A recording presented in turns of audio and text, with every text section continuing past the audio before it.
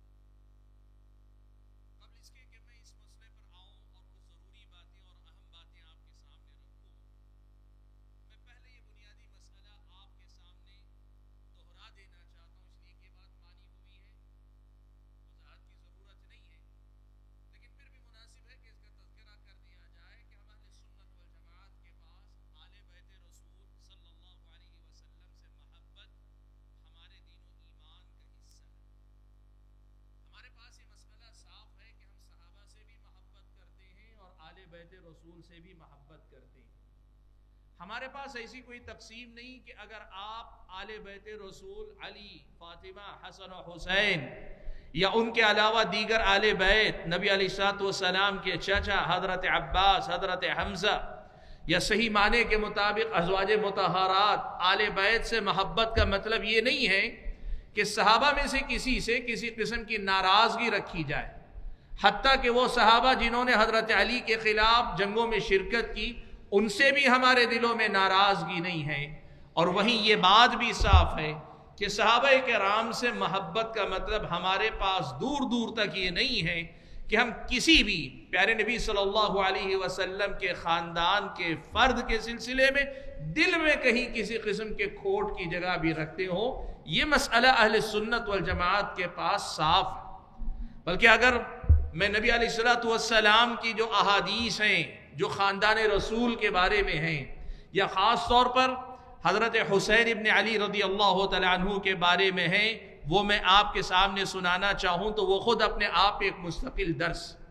صرف بطور نمونہ آپ کو یہ بتا دوں، نبی علیہ الصلوۃ والسلام نے حسن و حسین کے بارے میں، حسنین رضی اللہ تعالیٰ عنہما کے بارے میں یہ فرمایا، سیدہ شباب اہل الجنہ، یہ دونوں کے دونوں جنت میں جو نوجوان ہیں، نوجوانوں کے یہ سردار ہیں. یہ اللہ کے نبی نے کہا.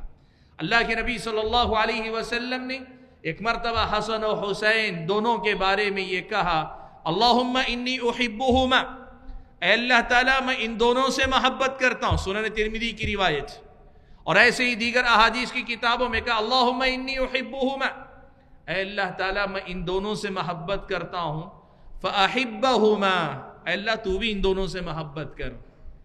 آگے فرمایا وَأَحِبَّ مَن يُحِبُّهُمَا، نہ صرف یہ کہ ان سے محبت کر، اے اللہ تعالیٰ جو ان دونوں سے محبت کرے تو اس بندے سے بھی محبت کر.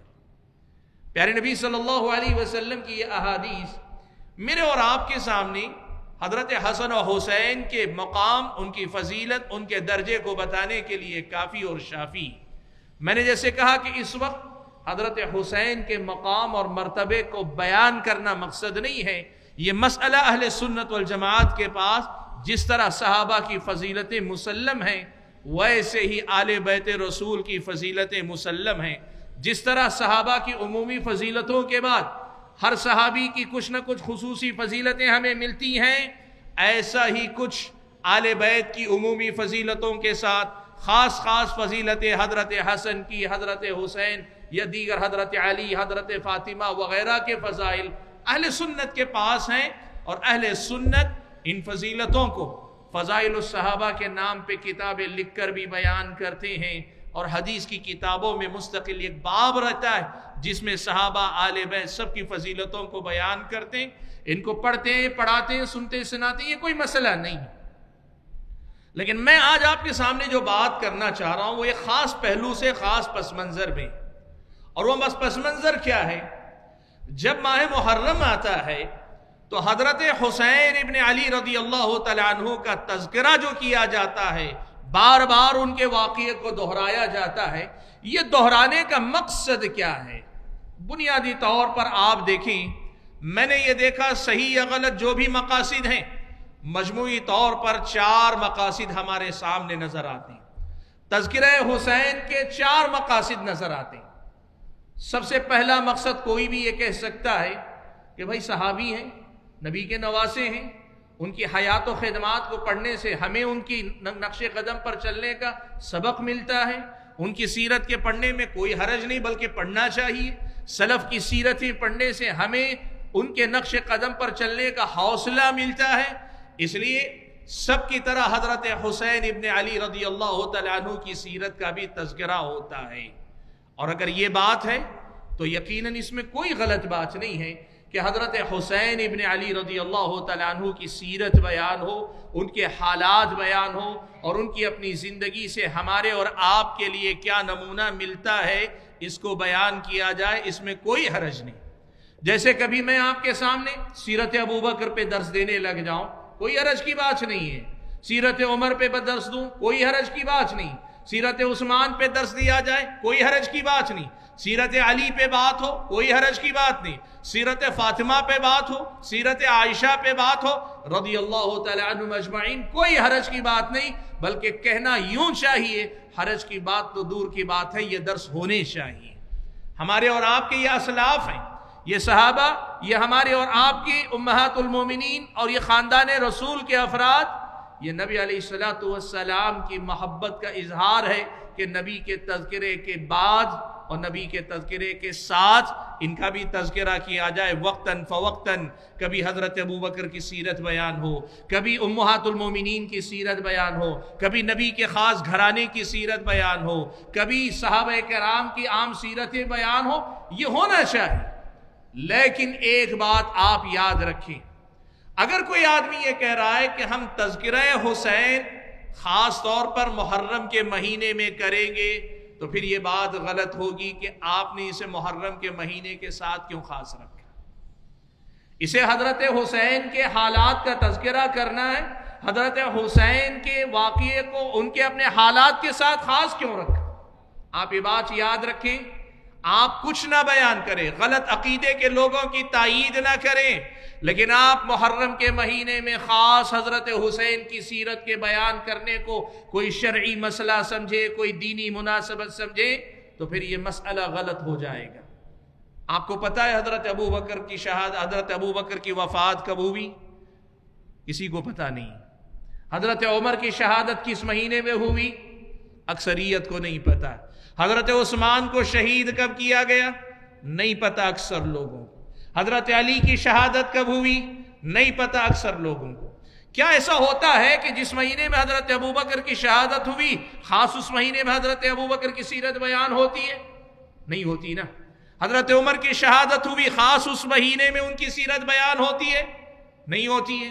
حضرت عثمان کا، حضرت علی کا، یا پھر دیگر صحابہ کا، حضرت حمزہ کی شہادت ہوئی، کیا اسی مہینے میں خاص ان کی شہادت کا، ان کی زندگیوں کا تذکرہ ہوتا ہے اور یہ کہا جاتا ہے نہیں ان کی سیرتوں سے ہمیں سبق لینا ہے اس لیے ہم ان کا تذکرہ کر رہے ہیں؟ نہیں ہوتا نا۔ جب نہیں ہوتا تو پھر حضرت حسین کی شہادت کو خاص طور پہ ان کی شہادت کے مہینے میں موضوع بحث بنا کر گفتگو کرنا کیسے درست ہو سکتا ہے؟ کچھ لوگ یہ کہتے ہیں ہمیں کسی قسم کی بدعت سے کوئی لینا دینا نہیں، بس ہم صحابہ کا تذکرہ کرنا چاہتے ہیں، اسی نیت سے حضرت حسین کا تذکرہ کر رہے ہیں۔ سوال یہ ہے، یہ تذکرہ سال کے 12 مہینے میں کبھی بھی ہو سکتا ہے، بلکہ ہونا چاہیے۔ میں نے ابھی کہا نا کہ صحابہ کی یہ سیرتیں وقتاً فوقتاً لوگوں کے سامنے آتی رہنی چاہیے، امہات المومنین کی سیرتیں وقتاً فوقتاً آتی رہنی چاہیے۔ کیوں خاص طور پر محرم کے مہینے میں حضرت حسین کا تذکرہ کیا جائے؟ اور دوسرا پہلو اسی میں یہ بھی کہ یہ تذکرہ صرف حضرت حسین کا کیوں کیا جائے؟ کبھی آپ نے ایسا کوئی درس سنا سیرت ابوبکر پر مستقل اہتمام سے درس ہوتا ہو؟ شاذ و نادر کبھی ہوتا ہوگا۔ جو اہتمام صرف حضرت حسین کے لیے ہے، یہ اہتمام بقیہ صحابہ کے لیے کیوں نہیں؟ خود حضرت علی کا تذکرہ نہیں ہوتا اتنے اہتمام کے ساتھ، حالانکہ وہ بھی آل بیت میں سے، بلکہ حضرت حسین کے تو باپ ہیں وہ، لیکن حضرت حسین کا خصوصی تذکرہ، بقیہ صحابہ کا تذکرہ نہ کرنا۔ بھائیو، اس مسئلے کو ہم اور آپ کو سمجھنا پڑے گا کہ جو لوگ یہ کہتے ہیں کہ ہم حضرت حسین رضی اللہ تعالیٰ عنہ کا تذکرہ اس لیے کرتے ہیں کہ اس میں سلف کی سیرتوں کو زندہ کرنے کا ایک پیغام ملتا ہے، ان کا یہ کہنا صحیح ہو کر بھی کہیں نہ کہیں قابل ملاحظہ ہے۔ اس مسئلے کو ہم اور آپ کو سمجھنا چاہیے۔ کیوں حضرت حسین ہی کا خصوصی تذکرہ، بقیہ کا تذکرہ کیوں نہیں؟ اور کیوں خاص محرم کے مہینے میں تذکرہ، بقیہ کا تذکرہ کیوں نہیں؟ اگر کوئی پڑھنے پڑھانے کی بات کرے، سب کی سیرتیں پڑھو، یا کم سے کم کبھی حضرت حسین کی تو کبھی حضرت عمر کی، کبھی حضرت حسین کی تو کبھی حضرت ابو ہریرہ کی، کبھی حضرت حسین کی تو کبھی حضرت ام سلیم کی، ذکر کیجئے، صحابہ کا تذکرہ کیجئے۔ لیکن یہ جو محرم کے مہینے میں خاص حضرت حسین کا تذکرہ چھیڑنے کا کہ ایک رسم چل پڑی ہے، ہم اور آپ کو یہ سمجھنا ہوگا۔ اگر کوئی یہ سمجھتا ہے ہم سیرت سلف کا تذکرہ کر رہے ہیں تو پھر بھی یہ مسئلہ یہاں دو ناحیوں سے قابل اعتراض ہوگا کہ آپ نے بقیہ صحابہ کو چھوڑ دیا، صرف حضرت حسین کو ذکر کر رہے ہیں، اور آپ نے حضرت حسین کے ذکر کو بھی ماہ محرم کے ساتھ خاص کر لیا۔ میں نے کہا عام طور پہ 4 مقاصد ملتے ہیں۔ پہلا مقصد یہ بتایا جاتا ہے کہ ہم سلف کی سیرت کو زندہ کر رہے ہیں، ان میں یہ 2 ملاحظات ہمیں یاد رکھنے ہوں گی۔ دوسری بات، بہت سارے لوگ حضرت حسین کا تذکرہ کیوں کرتے ہیں؟ کہتے ہیں وہ ہم حضرت حسین کی شہادت کا غم مناتے ہیں، ماتم مناتے ہیں۔ حضرت حسین کی شہادت مظلومیت کی شہادت تھی، ظالموں نے حضرت حسین کو میدان میں کربلا میں شہید کر دیا تھا، ہم ان کی مظلومیت کو یاد کرتے ہیں اور ان کی مظلومیت پہ جو دکھ ہمیں ہوتا ہے اس دکھ کا اظہار کرتے ہیں، ہم ماتم کرتے ہیں۔ یہ بہت سارے لوگوں کا ماننا ہے۔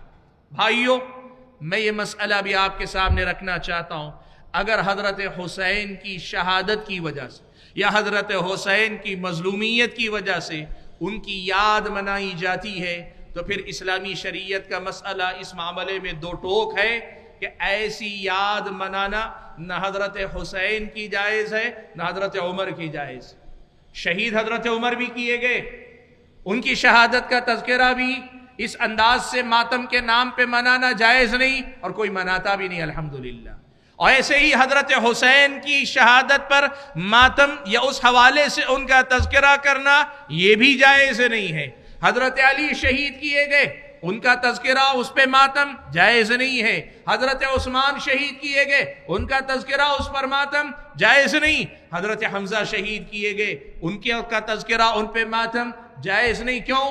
اس لیے کہ نبی علیہ السلام نے صاف طور پہ یہ بات بیان فرمائی، کہا لا یحل لامرأة، اللہ کے نبی نے فرمایا کہ کسی عورت کے لیے، اور حدیث کے الفاظ میں کہا کسی انسان کے لیے، آدمی کے لیے جائز نہیں ہے کہ وہ کسی انتقال کر جانے والے پر 3 دن سے زیادہ غم کرے، 3 دن سے زیادہ سوگ منائے، سوائے بیوی کے کہ وہ 4 مہینے 10 دن تک عدت میں رہے گی، سوگ میں رہے گی۔ یہ اللہ کے نبی صلی اللہ علیہ وسلم کی واضح ہدایت ہے۔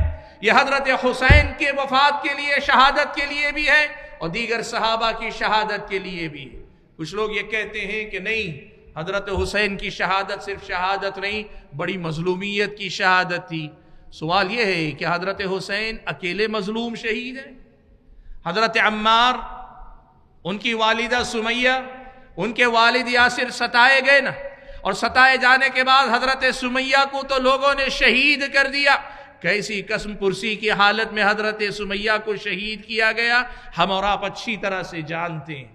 اگر مظلومیت کی وجہ سے ان کی یاد تازہ کرنا کوئی شرعی مسئلہ ہوتا، یا پھر یہ کہ کم سے کم جائز ہوتا، تو حضرت سمیہ کی بھی یاد کی جاتی، اس لیے کہ انہوں نے جو اپنے خون کی قربانی دی، اس خون نے اسلام کی دعوت کو تقویت پہنچائی۔ حضرت سمیہ کا خون جو بہایا گیا مکہ میں، وہ خون ضائع نہیں گیا، اس کے ذریعے لوگوں کو یہ پیغام ملا کہ یہ پیغام اتنا قیمتی ہے کہ اس کے لیے جان گوائی جا سکتی ہے۔ اسی لیے حضرت سمیہ اپنی جان سے گئی لیکن ایمان سے نہیں گئی۔ اگر بات یہی ہے کہ مظلومیت کی ہے تو حضرت سمیہ کی بھی ہونی چاہیے تھی نا، لیکن ہم اہل سنت کے پاس یہ مسئلہ صاف ہے۔ یاد رکھو اللہ کے بندو کہ کسی بھی وفات شدہ شہید یا مظلوم شہید کا سوگ منانا، ماتم کرنا اسلامی شریعت کی نظر میں 3 دن کے بعد جائز نہیں ہے۔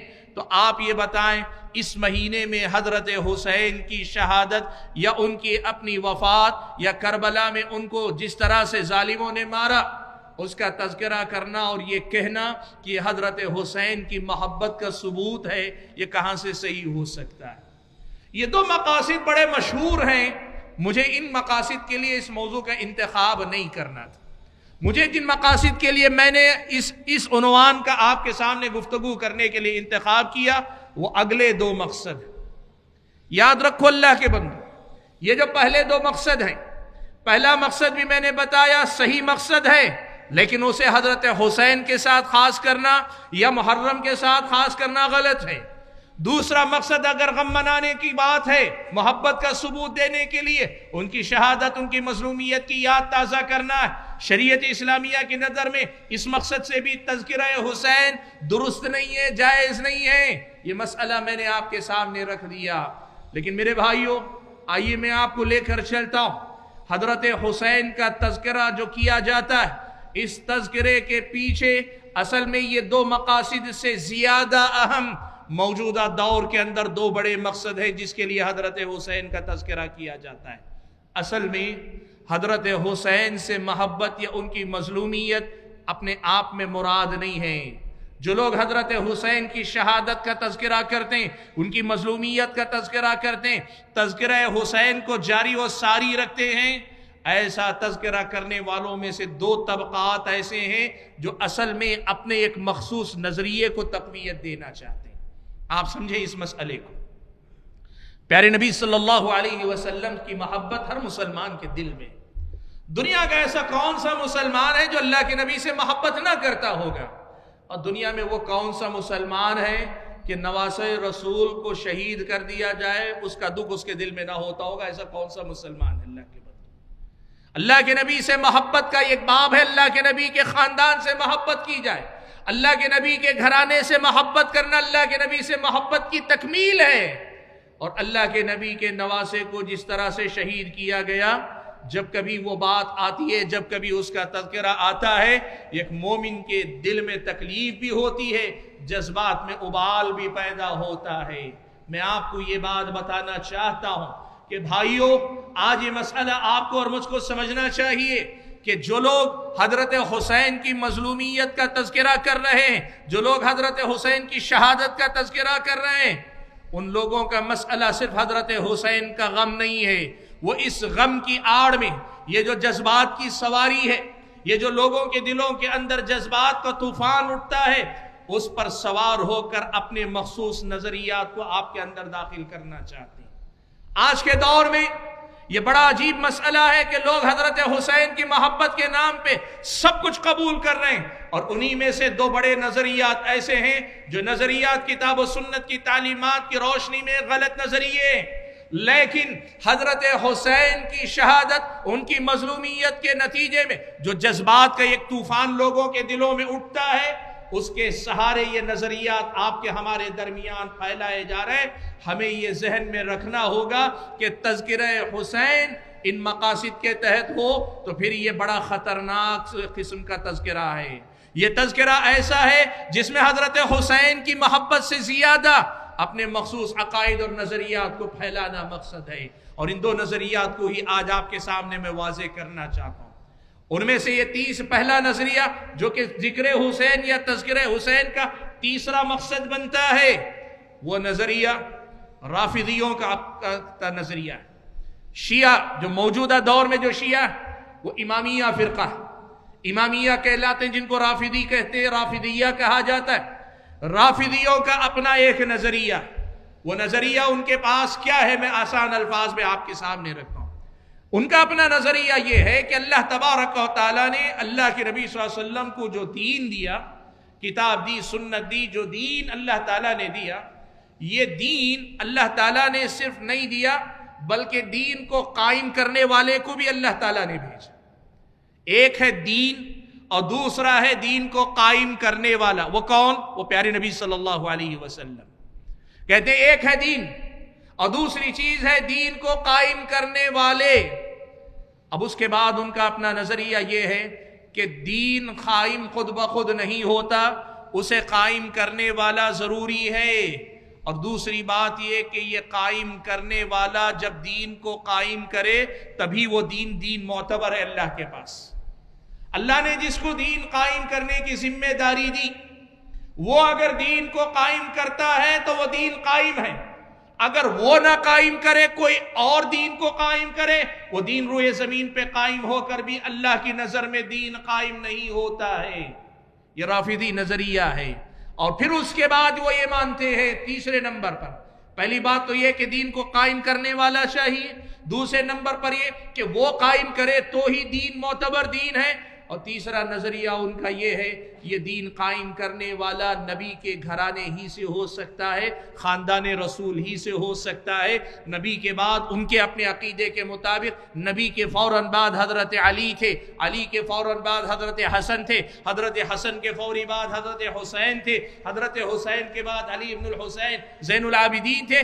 ایسے ہی 12 ائمہ کے تذکرے کو وہ مانتے ہیں، اور یہ مانتے ہیں 11ویں امام کے بعد 12ویں امام حسن عسکری کے جو بیٹے وہ غائب ہو گئے. وہ غائب ہو گئے. کہاں غائب ہو گئے؟ کہا غار میں غائب ہو گئے. وہ غائب ہو گئے غار میں.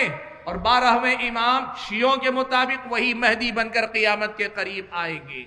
اسلامی کتاب و سنت کی تعلیمات کی روشنی میں یہ ماننا صحیح نہیں. مہدی آئیں گے، نبی کے گھرانے سے آئیں گے، لیکن یہ وہ 12ویں امام نہیں، وہ کوئی اور ہیں. تفصیل کبھی اور انشاءاللہ. میں یہ بات آپ کو بتانا چاہتا ہوں، رافضیوں کا اپنا یہ نظریہ، اس کو عقیدہ امامت کہتے ہیں. عقیدہ امامت کہتے ہیں. اور اس عقیدہ امامت کے مطابق ان کا اپنا ماننا یہ ہے کہ اللہ کے نبی صلی اللہ علیہ وسلم نے اپنی زندگی میں دین قائم کیا. آپ کے بعد دین قائم کرنے کی ذمہ داری حضرت علی پر تھی، لیکن ابو بکر نے، عمر نے، عثمان نے یہ حق مار لیا، نبی سے بے وفائی کی، اور دین قائم کرنے کا جو حق حضرت علی کو تھا وہ حق انہوں نے مان لیا، حکومت پہ زبردستی قبضہ کر لیا. اسی لیے ظلم کی حکومت کی یہ اصطلاح رافضی اصطلاح ہے. وہ جب کبھی کہتے ہیں ظلم کی حکومت تو ان سے ان کے نزدیک سب سے پہلے ابو بکر، عمر اور عثمان کی خلافت ہوتی ہے. آپ کو معلوم ہے ان کی اپنی دعائیں، جو رافضی دعائیں کرتے ہیں ان میں بد دعائیں بہت زیادہ، اور ان بد دعاؤں میں سے ایک بد دعا ہے اے اللہ تعالیٰ پہلے ظالم پر تیری لعنت ہو، دوسرے ظالم پر تیری لعنت ہو. یہ رافضی دعاؤں میں سے ایک دعا کے کلمات. اس سے مراد کیا ہے؟ اس سے مراد حضرت ابو بکر ظالم اول ہیں جنہوں نے حضرت علی سے ان کا حق چھینا. ظالم ثانی دوسرے ظالم حضرت عمر ہیں جنہوں نے حضرت علی سے ان کا حق چھینا. یہ میں آپ کو بتانا چاہتا ہوں رافضی عقائد کا پورا ایک لمبا سلسلہ. اب آپ یہ بات سمجھیں، یہ جو رافضی عقیدہ امامت ہے، اس عقیدے کے مطابق دین اصل میں قائم ہوتا اسی وقت جب اللہ کے نبی کے بعد نبی کے جانشین حضرت علی قائم کرتے. حضرت علی نے جب دین قائم نہیں کیا، لوگوں نے موقع نہیں دیا، وہ جو حکومت تھی وہ دین کی حکومت نہیں تھی، وہ دین نہیں تھا، بلکہ دین زمین پر قائم ہی نہیں تھا جب تک حضرت علی کے پاس خلافت نہیں پہنچی۔ یہ عقیدہ امامت کہلاتا ہے، اور اس عقیدہ امامت کی اہمیت رافضیوں کے پاس کیا ہے آپ کو معلوم ہے؟ ہمارے پاس ایمان کے ارکان کتنے؟ ایمان کے ارکان کتنے؟ 6 ارکان ہیں۔ ان تؤمن باللہ وملائکتہ وکتبہ ورسلہ والیوم الآخر والقدر خیرہ وشرہ، ہم 6 ارکان مانتے ہیں، لیکن رافضیوں کے پاس ان 6 ارکان کے بعد امامت کے عقیدے کو ماننا بھی ضروری ہے مومن کہلانے کے لیے۔ امامت کے عقیدے کو گویا یوں سمجھیے ان کے پاس گویا ایمان کے 7 ارکان ہو گئے، یا 6 ارکان کے بعد سب سے بڑا مسئلہ امامت کا مسئلہ ہو گیا۔ اسی لیے آج بھی آپ ایک بات نوٹ کر کے دیکھو، شیعہ بقیہ سنیوں کو مسلمان ضرور مانتے، کہتے ہیں تو آپ کو ہم مسلمان مانتے، لیکن آپ کو مومن نہیں مانتے، آپ کو مومن نہیں کہتے، آپ کو مسلمان ہی کہتے ہیں۔ مومن وہ کس کو کہتے ہیں؟ وہ شیعہ اپنے آپ کو مومن کہتے ہیں، آپس میں ایک دوسرے کو مومن کہتے ہیں، سنیوں کو وہ مومن نہیں مانتے، اس لیے کہ 6 باتوں کا ماننے والا ان کی نظر میں مسلمان ہے، لیکن امامت کے عقیدے کو مانا تو پھر وہ مومن ہوتا ہے۔ ایمان کے 7ویں کا جو مسئلہ ہے وہ جسے مانے گا وہی مومن کہلاتا ہے۔ آپ نے پتہ نہیں نوٹ کیا کہ نہیں کیا، اخبارات میں جب شیعہ حضرات اپنی طرف سے پریس ریلیز دیتے ہیں، اپنی طرف سے پریس ریلیز دیتے ہیں تو اس میں اپنے لیے اصطلاح استعمال کرتے ہیں مومنین اور مومنات۔ مومنین اور مومنات کا اجتماع ہوا، مومنین اور مومنات کی کثیر تعداد حاضر رہی، مومنین اور مومنات نے آل بیت سے عقیدت کا مظاہرہ کیا، یہ الفاظ وہ استعمال کرتے ہیں۔ ان کے نظر میں امامت کا عقیدہ ارکان ایمان میں سے ایک رکن کے درجے میں، ارکان ایمان میں سے ایک رکن کے درجے میں ہے، اور ان کا ماننا یہ ہے کہ بقیہ سارا دین اسی عقیدہ امامت پر ٹکا ہوا ہے۔ کیوں؟ اس لیے کہ امام اگر دین کو قائم کرے تبھی دین قائم ہوتا ہے۔ اور اب اس اگر پس منظر کو آپ سمجھتے ہیں تو پھر آپ آئیے آج آپ کو میں بتاتا ہوں حضرت حسین ابن علی رضی اللہ تعالیٰ عنہ کا تذکرہ، حضرت حسین ابن علی رضی اللہ تعالیٰ عنہ کا خاص طور پر ذکر اپنی مجلسوں میں، ان کی مظلومیت کا تذکرہ یہاں جو کیا جاتا ہے نا، آپ کیا سمجھتے ہیں حضرت حسین کی مظلومیت کے لیے وہ تذکرہ کرتے ہیں؟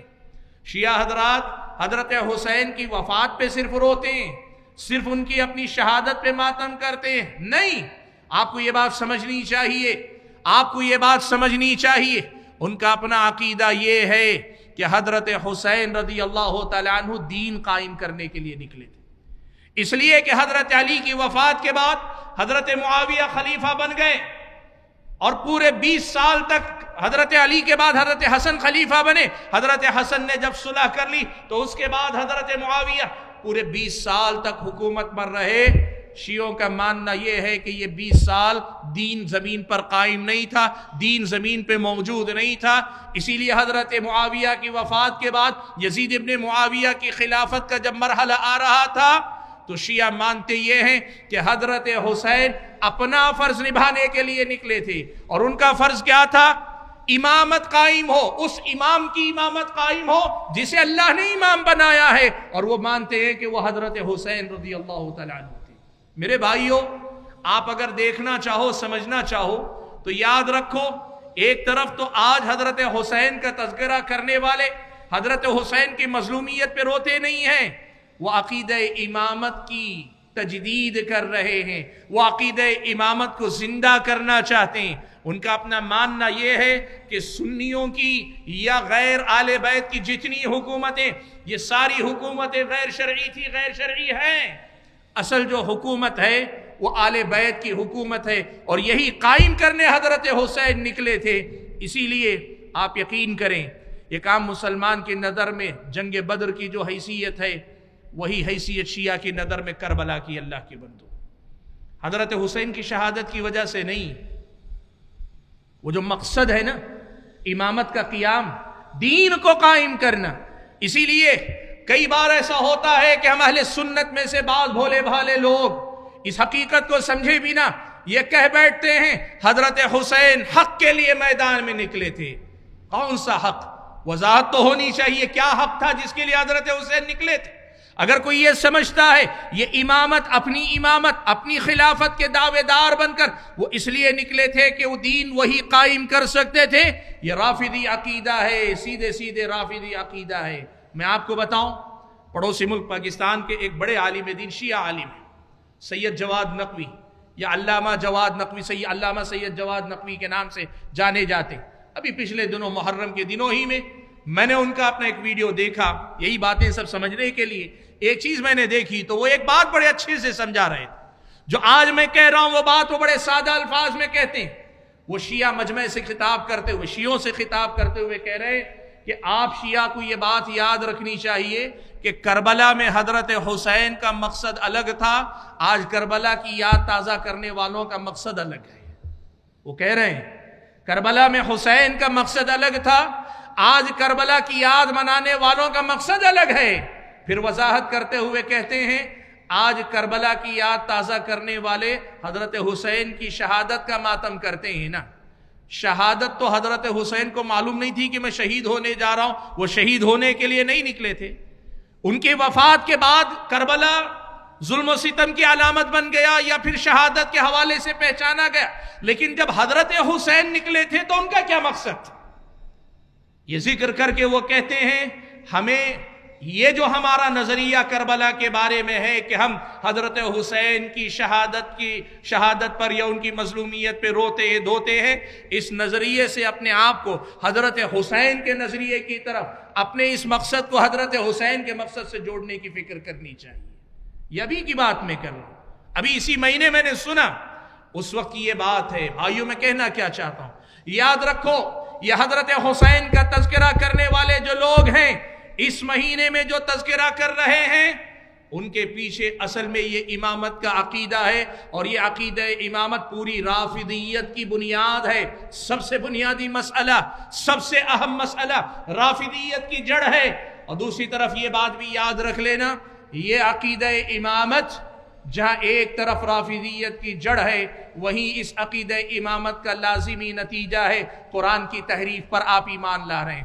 آپ اس کے لازمی نتیجے کے طور پہ صحابہ کو مرتد مان رہے ہیں، آپ اس کے لازمی نتیجے کے طور پر صحابہ کو آپ بے وفا مان رہے ہیں، اللہ کے نبی کے ساتھ وعدہ خلافی کرنے والے مان رہے ہیں۔ اس عقیدہ امامت کے جو لازمی تقاضے شیعوں کے پاس ہیں، آپ اگر حضرت حسین کی اس مقصد کو عقیدہ امامت سے جوڑ کر رافضی جس طرح پیش کرتے ہیں، آپ بھی اگر پیش کریں گے تو کیا ہوگا؟ غیر شعوری طور پر آپ شیعیت کو فروغ دے رہے ہیں، آپ رافضیت کو فروغ دے رہے ہیں۔ بھائیوں، میں نے کیوں یہ بات آپ کے سامنے ذکر کی؟ اس لیے ذکر کی کہ پہلے کے مقابلے میں سوشل میڈیا کے آنے کے بعد پڑوسی ملک کے لوگ زیادہ تر، اور ہمارے اپنے ملک کے بھی اکا دکا لوگ ایسے ہیں جو حضرت حسین کی مظلومیت کے مسئلے کو یا تذکرہ حسین کو بہت زیادہ اہمیت کے ساتھ بیان کرنے لگے۔ اس کا نتیجہ کیا؟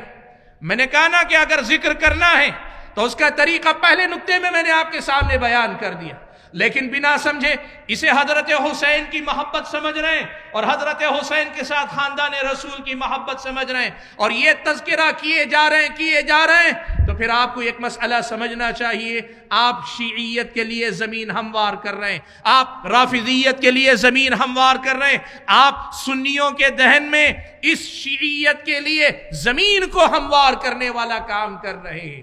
تذکرہ حسین، میں نے بات صاف کر دی پہلے ہی، حسین سے محبت دین و ایمان ہے، لیکن اس مہینے میں یا سال کے 12 مہینے سب کو چھوڑ کر صرف حضرت حسین کی بات کرنا، سب کو چھوڑ کر صرف حضرت حسین کی مظلومیت کا تذکرہ کرنا، دراصل شیعہ کے ان نظریات، ان عقائد کی تائید کرنے والی بات ہے۔ اللہ کے بندو، یاد رکھو اس مسئلے کو کہ آپ اور میں تمام صحابہ کی، آل بیت کی سیرتیں پڑھنے پڑھانے کے اہتمام کریں، اس میں کوئی حرج نہیں، لیکن محبت آل بیت کے نام پہ ایسے تذکرے جاری رکھنا اور اس کے بعد میں زمین ہموار کرنا، حقیقت میں شیعیت کے لیے زمین ہموار کرنے والا کام لوگ کر رہے ہیں۔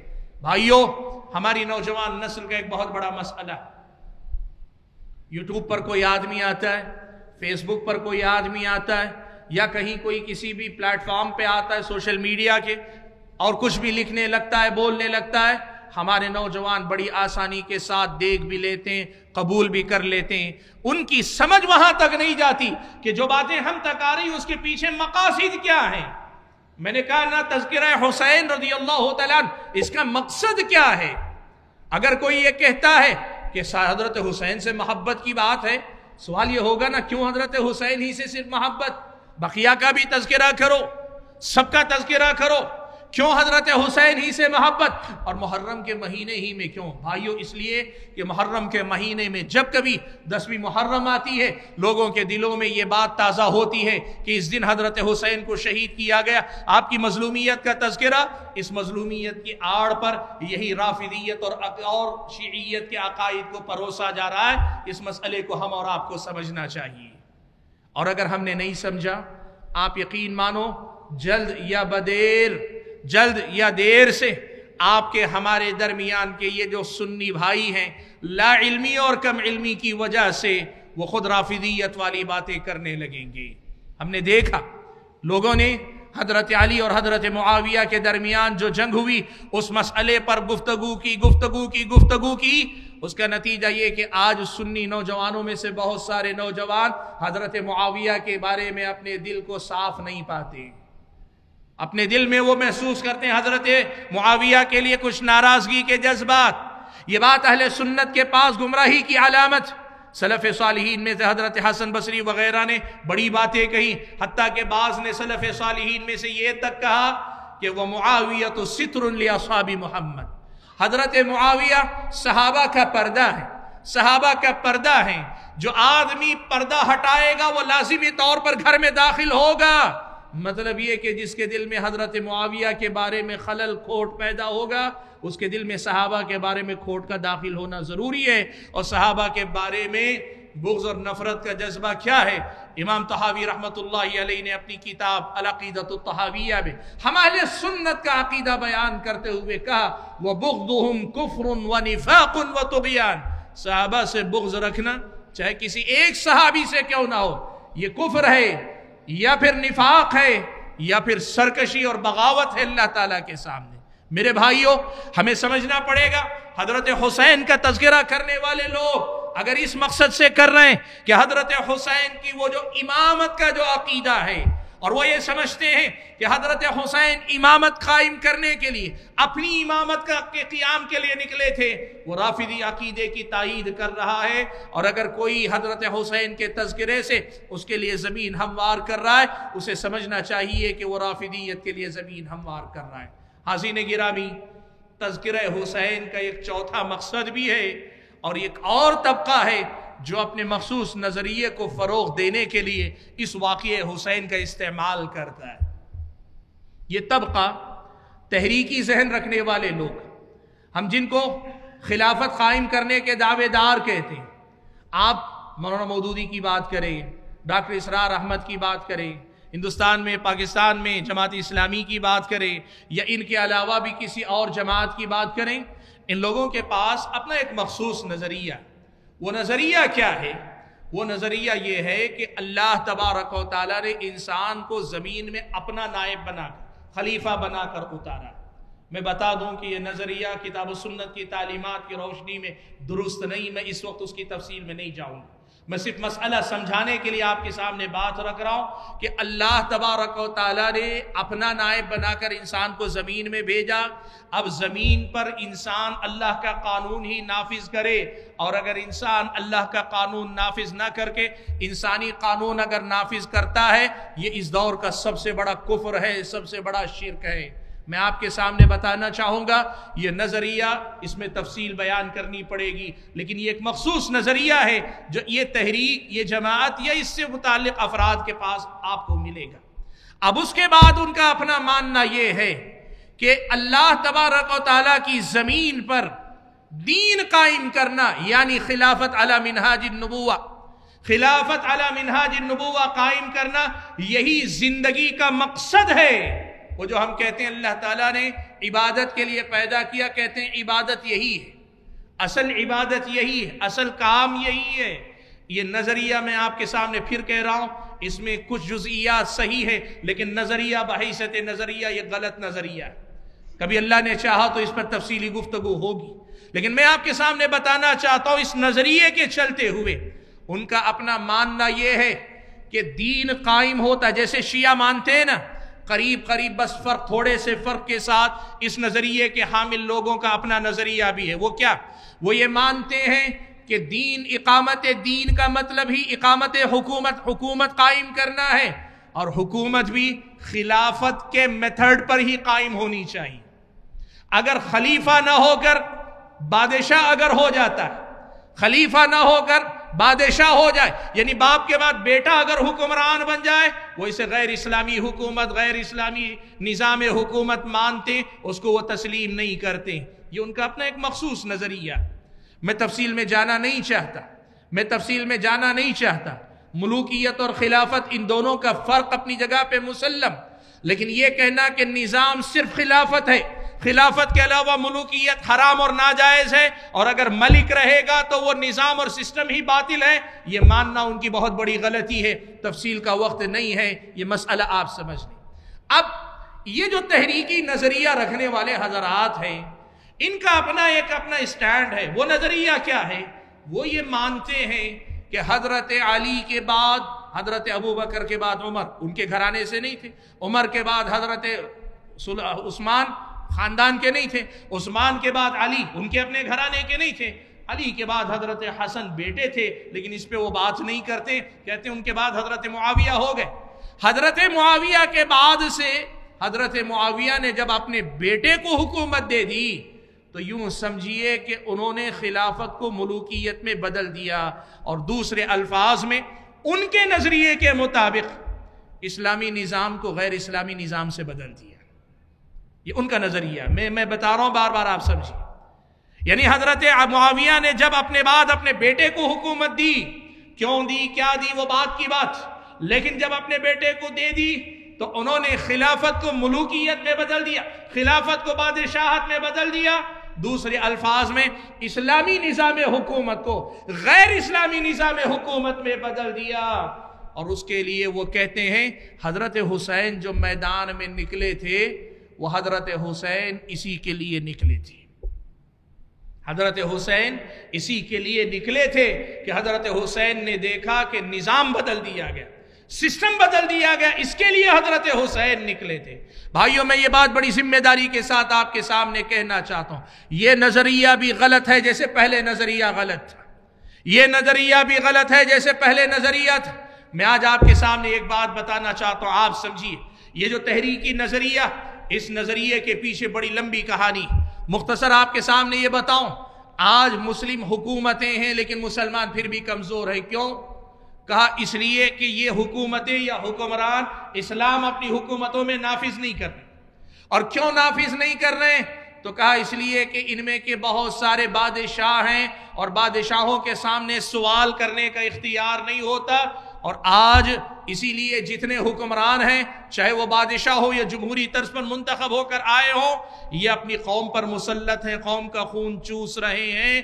تو یوں سمجھیے یہ جو بادشاہت ہے، یہ امت کا سب سے بڑا مسئلہ ہے ان کی نظر میں اس وقت۔ یہ جو حکمرانوں کا بادشاہت کے طرز پر حکومت کرنا، یہ بہت بڑا مسئلہ ہے ان کے پاس، اور وہ یہ مانتے ہیں کہ اس غلط بنیاد، اس غلط مسئلے کی، غلط رواج کی بنیاد کس نے رکھی؟ وہ حضرت معاویہ نے رکھی، یہ ان کا ماننا ہے۔ اسی لیے وہ اس وقت، آپ یہ بات یاد رکھیں، تحریکی نظریے کے حامل جو افراد ہیں، وہ حضرت حسین کے میدان کربلا میں نکلنے کو یہ مانتے ہیں کہ حضرت حسین رضی اللہ تعالیٰ عنہ اسی بدلتے نظام کو، اسلامی نظام کو غیر اسلامی نظام میں بدلنے سے روکنے کے لیے نکلے تھے۔ حضرت حسین رضی اللہ تعالیٰ عنہ خلافت کو ملوکیت میں بدلنے سے روکنے کے لیے نکلے تھے، یا اس کے خلاف احتجاج کرنے کے لیے حضرت حسین رضی اللہ تعالیٰ عنہ نکلے تھے۔ یہ غلط نظریہ اللہ کے بندو۔ اور میں یہ کہنا چاہ رہا ہوں، اگر کوئی تذکرہ حسین خاص طور پر اس لیے کرتا ہے، اور میں آپ کو بتاؤں جماعت اسلامی کی طرف سے ہر سال تقریباً اس مقصد کا اعادہ کیا جاتا ہے، اس کا تذکرہ کیا جاتا ہے۔ ان کی جو ذمہ دار شخصیتیں گفتگو کرتی ہیں، وہ حضرت حسین کے مقصد کے نام پر اس فکر کو رواج دیتی ہیں، اور آپ کو یہ سمجھنا پڑے گا تذکرہ حسین اگر اس مقصد کے لیے بھی کیا جا رہا ہے وہ غلط ہے۔ کیوں غلط ہے؟ آپ کو میں تفصیل میں گئے بغیر 2-3 اہم باتیں بتا کر اپنے موضوع کو سمیٹ لوں گا، آپ یاد رکھیں۔ پہلی بات آپ یہ بات یاد رکھیں، اگر یہ مسئلہ رافضی نظریہ تو غلط ہے ہی، اگر یہ جو ملوکیت کے خلاف میدان جنگ میں اترنے کی بات تھی تو پہلا سوال یہ پیدا ہوتا ہے حضرت حسین اکیلے کیوں نکلے تھے، بقیہ صحابہ کیوں اس کے خلاف نہیں نکلے؟ کیوں بقیہ صحابہ کو دین بدلتے ہوئے دیکھ کے برداشت ہو گیا تھا؟ اسلامی نظام کو اتنے اس سے بدل دیا گیا اور بقیہ سارے صحابہ بیٹھے رہے، ایک حضرت حسین اکیلے نکلے؟ یہ بقیہ صحابہ کے اوپر حملہ ہے اللہ کے بندے، بقیہ صحابہ پر سوالیہ نشان ہے۔ اور دوسری بات، اگر حضرت حسین کو نکلنا تھا تو حضرت حسین رضی اللہ تعالیٰ عنہ نے نکلنے کے بعد جب کربلا میں پہنچے اور دیکھا کہ لشکر ان کو آگے بڑھنے نہیں دے رہا ہے، عبید اللہ بن زیاد کا بھیجا ہوا جو لشکر کوفہ سے کربلا تک آیا تھا، وہ لشکر انہیں آگے بڑھنے نہیں دے رہا، تو حضرت حسین نے 3 آپشن رکھے۔ کربلا میں 3 آپشن حضرت حسین نے رکھے۔ پہلا آپشن یہ کہ مجھے مدینہ واپس لوٹ جانے دو، جہاں سے آیا وہاں واپس چلا جاؤں۔ دوسرا آپشن یہ کہ مجھے، اگر تمہیں ڈر ہے میں آبادیوں میں رہوں گا، لوگ میرے اطراف جمیں گے، تمہیں ڈر ہے، مجھے سرحد پہ جانے دو، میں اللہ کی راہ میں بقیہ زندگی گزار لوں گا۔ یا تیسرا مقصد یہ کہ مجھے یزید ابن معاویہ کے پاس بھیج دو، میں اپنا معاملہ وہیں جا کے طے کر لوں گا۔ بھائیو، سوال یہ ہے کہ اگر حضرت حسین نظام ملوکیت کے خلاف بغاوت کے لیے نکلے تھے یا نظام ملوکیت کے خاتمے کے لیے نکلے تھے تو پھر حضرت حسین نے میدان جنگ میں جا کے اس مقصد سے تنازل کیوں اختیار کر لیا؟ اس مقصد سے پیچھے کیوں ہٹ گئے حضرت حسین رضی اللہ تعالیٰ عنہ؟ وہ تو ظالموں نے نہیں مانا، پھر بھی حضرت حسین کے ساتھ جنگ کی اور شہید کیا، اس لیے شہادت کا واقعہ ہوا۔ ورنہ حضرت حسین نے تو اپنی طرف سے اپنے قدم واپس لینے کی بات کی۔ کیا آپ یہ سمجھتے ہیں اسلامی نظام کو بدلا جا رہا ہو، حضرت حسین ابتدا کریں گے، مشکل دیکھ کے پیچھے ہٹائیں گے، یہ حضرت حسین سے اس کی توقع ہے؟ نہیں اللہ کے بندو، یہ غلط نظریہ ہے، اس مسئلے کو سمجھو۔ حاضرین گرامی، تذکرہ حسین اگر اس نظریے کے ساتھ کیا جا رہا ہے تو پھر یاد رکھیے تذکرہ حسین بھی اس غلط نظریے کو فروغ دینے کے لیے استعمال کیا جا رہا ہے۔ میں یہ بات آخر میں کہہ دینا چاہوں گا، سوال یہ پیدا ہوتا ہے کہ اگر یہ بھی مقصد نہیں، وہ بھی مقصد نہیں، امامت کا وہ عقیدہ بھی نہیں جو رافضیوں نے پیش کیا تھا، اور امامت کا یہ نظریہ بھی نہیں، حکومت کے قیام کا وہ نظریہ بھی نہیں جو تحریکی ذہن کے افراد کے پاس ہے، تو پھر سوال یہ پیدا ہوتا ہے کہ حضرت حسین میدان میں کیوں نکلے تھے؟ اس کو واضح کرنے سے پہلے میں آپ کے سامنے یہ بات رکھنا چاہوں گا، بھائیوں، یہ جو امامت کے مسئلے کو تحریکی افراد کے پاس اہمیت حاصل ہے، امامت اور خلافت کا جو درجہ ہے، میں آپ کو بتاؤں گا۔ ابھی آج بھی میں نے پھر سے ایک مرتبہ دوہرا کر سنا، ڈاکٹر اسرار احمد نے اسے کہا اسلام کی یہ 6ٹھی منزل ہے۔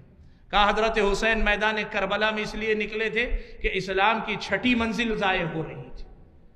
اسلام کی کتنی منزلیں، کتنی بنیادیں اسلام کی؟ 5 ہیں، شہادت، نماز، زکوٰۃ، روزہ اور حج۔ کہتے ہیں اسلام کی 6ٹھی منزل، آج بھی میں نے تاکد کے لیے پھر سے کنفرم کرنے کے لیے سنا، ڈاکٹر اسرار نے کہا ہے کہ اسلام کی 6ٹھی منزل کو قائم رکھنے کے لیے حضرت حسین نکلے تھے۔ آپ دیکھیں ہو بہو یہ وہی بات ہے جو بات شیعہ کہتے ہیں امامت کے عقیدے کے بارے میں۔ یہ غلط نظریہ اللہ کے بندوں۔ اسلامی شریعت میں سسٹم یا نظام یا حکمران کا انتخاب ہونا چاہیے، کب ہونا چاہیے، کیا ہونا چاہیے، یقیناً یہ دین و ایمان کا مسئلہ ہے، لیکن ویسے نہیں جیسے تحریکی افراد کے پاس ہے۔ اس لیے بھائیوں، میں آپ کے سامنے یہ بات کہنا چاہتا ہوں، تذکرہ حسین جب ہوتا ہے نا تو یہ دیکھ کر کہ حضرت حسین کی شہادت کا تذکرہ ہو رہا ہے، آپ دھوکے میں نہ آئیں۔ ابن قیم رحمۃ اللہ علیہ نے ایک بڑی پیاری بات لکھی، وہ کہتے ہیں کہ جو بھی اس باطل کا پیروکار ہے، ما من صاحب باطل، جس نے بھی باطل کو فروغ دینا چاہا نا، اس نے ہمیشہ باطل کو حق کا لبادہ اڑا کر پیش کیا، حق کا لباس پہنا کر پیش کیا، تاکہ لوگ اس لباس کو دیکھ کر اس باطل کو قبول کر لیں۔ یہ شیطان کا طریقہ تھا، اور شیطان نے اہل باطل کو یہ طریقہ سکھایا تھا، اور وہی طریقہ اپنایا گیا۔ یاد رکھنا، ہمیشہ ایسا ہوتا ہے لوگوں کے سامنے حضرت حسین کا تذکرہ ہو رہا ہے، لوگ یہ سمجھتے ہیں حضرت حسین ہی کا تو تذکرہ ہو رہا ہے، آل بیت رسول کا تذکرہ ہو رہا ہے، لوگ کہتے ہیں آل بیت رسول ہی کا تو تذکرہ ہو رہا ہے، لوگ یہ بات کرتے ہیں۔ آپ جانتے ہیں یوٹیوب پر، فیس بک پر کیسے کیسے لوگ ہیں جو لوگ خاص طور پہ آل بیت کا تذکرہ چھیڑے ہوئے، حضرت حسین کا خاص طور پہ تذکرہ چھیڑے ہوئے، ان کو یہ بات سمجھنی چاہیے وہ دو میں سے ایک مقصد کی تکمیل کر رہے ہیں، یا تو رافضیت کو فروغ دینا چاہتے ہیں، یا امامت اور خلافت کا یہ جو تحریکی نظریہ ہے اس تحریکی نظریے کو وہ فروغ دینا چاہتے ہیں۔ ورنہ حضرت حسین کی محبت کا مسئلہ ہوتا تو اہل سنت کی طرح فضائل صحابہ میں تمام کے فضائل پڑھتے، اس میں حضرت حسین کے بھی پڑھتے، تمام کا تذکرہ کرتے، ان کے ساتھ حضرت حسین کا بھی تذکرہ کرتے۔ یہ مسئلہ یاد رکھنا چاہیے بھائیوں۔ میں نے کہا گفتگو کو ختم کرنے سے پہلے یہ مسئلہ ذکر کر دیں کہ حضرت حسین اگر ان مقاصد کے لیے نہیں تو پھر کس لیے نکلے تھے میدان کربلا میں؟ واللہ اعلم، تاریخ کی کتابوں سے پڑھیں تو یہ سمجھ میں آتا ہے دو وجوہات و نمایاں طور پہ نظر آتی، باقی اس کے علاوہ اور کوئی وجہ ہو تو اللہ زیادہ بہتر جانتا ہے۔ پہلی وجہ یہ ہے کہ بعض تاریخی روایتوں سے معلوم ہوتا ہے کہ حضرت معاویہ کے بعد صلح جو ہوئی تھی، حضرت معاویہ کے بعد حضرت حسن خلیفہ بنیں گے، اس پر صلح ہوئی تھی، ایسا بعض تاریخی روایتوں میں ذکر ہے۔ تو جب حضرت حسن حضرت معاویہ کی خلافت ہی میں انتقال کر گئے تو حضرت حسین غالباً یہ سمجھتے تھے بھائی نہیں تو بھائی کی جگہ میں جو ہے خلافت کا حقدار ہوں حضرت معاویہ کے بعد، یا تو یہ سمجھتے تھے۔ اور دوسری بات یہ سمجھ میں آتی ہے کہ یہ جو ہے حکومت یا اقتدار کی منتقلی کا مرحلہ تھا، ایک خلیفہ کا انتقال ہوا ہے، اب دوسرے آدمی کو خلیفہ منتخب کیا جا رہا ہے، ابھی خلیفہ مکمل پوری طریقے سے بیعت نہیں ہوئی ہے۔ یاد رکھیں یہاں ایک اور مسئلہ بھی ضمناً حل کر دو۔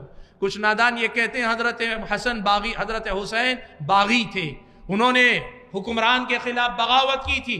غلط کہتے ہیں، اس لیے کہ اگر حکمران کے ہاتھ پہ بیعت ہو جائے پھر اس کے خلاف ایسی بغاوت اسلامی شریعت کی نظر میں جائز نہیں، اور حضرت حسین اس بات کو سب سے زیادہ جاننے والوں میں سے۔ لیکن مسئلہ یہ تھا، اقتدار کی منتقلی کا مسئلہ تھا۔ امت کے ایک طبقے نے حضرت معاویہ کے بعد یزید کو خلیفہ ماننا شروع کیا تھا، تو دوسری طرف کوفہ سے کچھ لوگ حضرت حسین کو کہہ رہے تھے آئیے ہم آپ کو خلیفہ بنا لیں گے۔ تو حضرت حسین کا نقطہ نظر یہ تھا کہ وہ بھی خلیفہ بنائے جا رہے ہیں، مجھے بھی بنایا جا رہا ہے، میں بھی اس وقت خلیفہ بن سکتا ہوں، وہ بھی، اب امت جس کو خلیفہ منتخب کر لے وہ ہوں گے۔ حضرت حسین کو یہ امید تھی کہ کوفہ جائیں گے، آپ کے ہاتھ پہ لوگ بیعت کر لیں گے، آپ کو خلیفہ ماننے کا سلسلہ شروع ہوگا، تو جو لوگ یزید کو خلیفہ مان رہے وہ بھی مجھے ہی خلیفہ مان لیں گے، اس کی ایک امید حضرت حسین کو تھی، اسی لیے گئے۔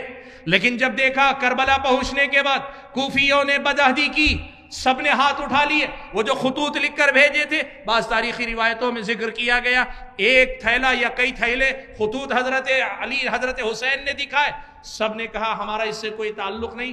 حضرت حسین نے دیکھا جنہوں نے بلایا وہی تیار نہیں، تب حضرت حسین نے کہا کہ ٹھیک ہے اگر تم نہیں چاہتے ہو تو میں اپنی اس دعوے سے پیچھے ہٹ جاتا ہوں، میں پیچھے ہٹ جاتا ہوں، اسی لیے کہا مجھے مدینہ واپس جانے دو یا سرحد پہ جانے دو یا پھر یزید کے پاس بھیج دو، میرا اس کا معاملہ میں دیکھ لوں گا۔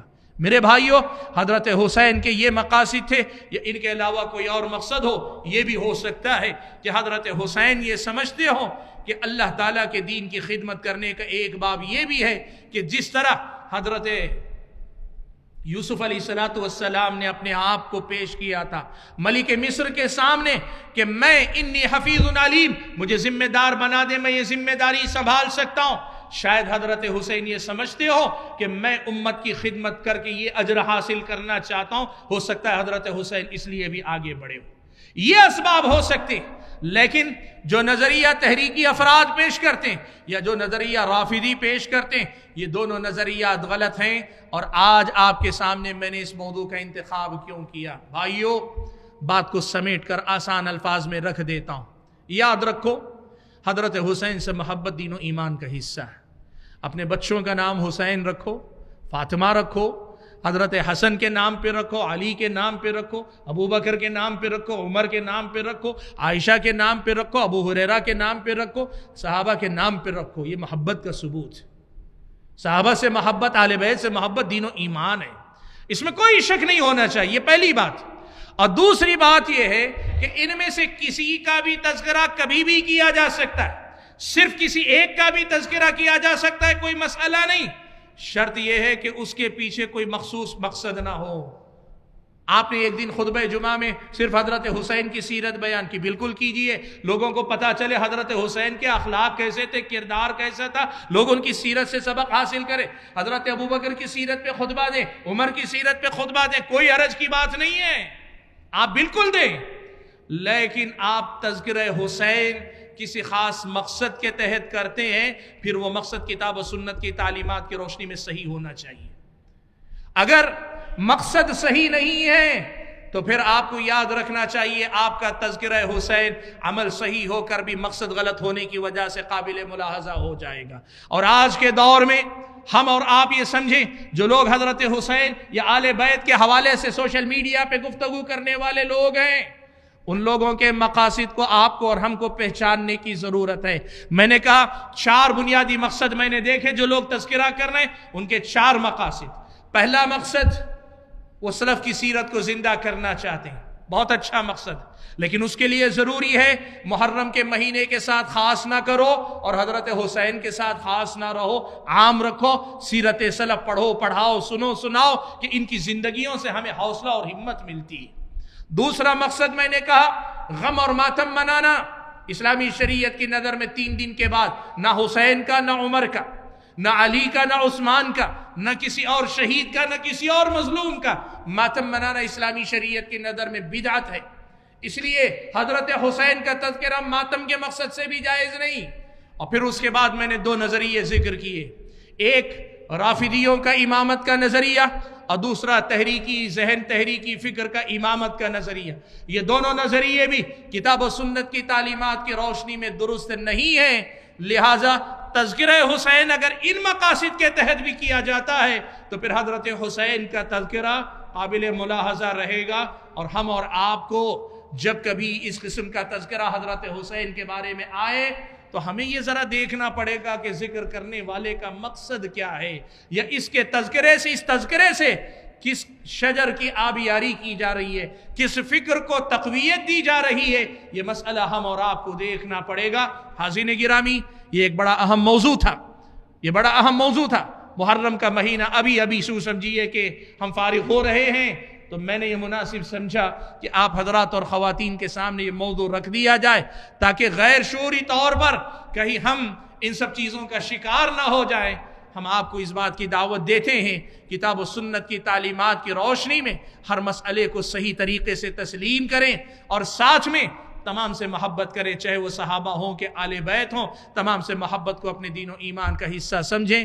میں اپنی گفتگو کو ختم کرتے ہوئے اللہ تبارک و تعالیٰ سے یہ دعا کرتا ہوں کہ اللہ تعالیٰ مجھے اور آپ سبھی حضرات اور خواتین کو جو کچھ ہم نے کہا سنا ہے صحیح انداز سے سمجھنے کی توفیق عطا فرمائے، اور جو بات ہماری سمجھ میں آتی ہے اس کو اپنی زندگی میں اپنانے کی توفیق عطا فرمائے۔ آمین۔ وآخر دعوانا ان الحمد للہ رب العالمین۔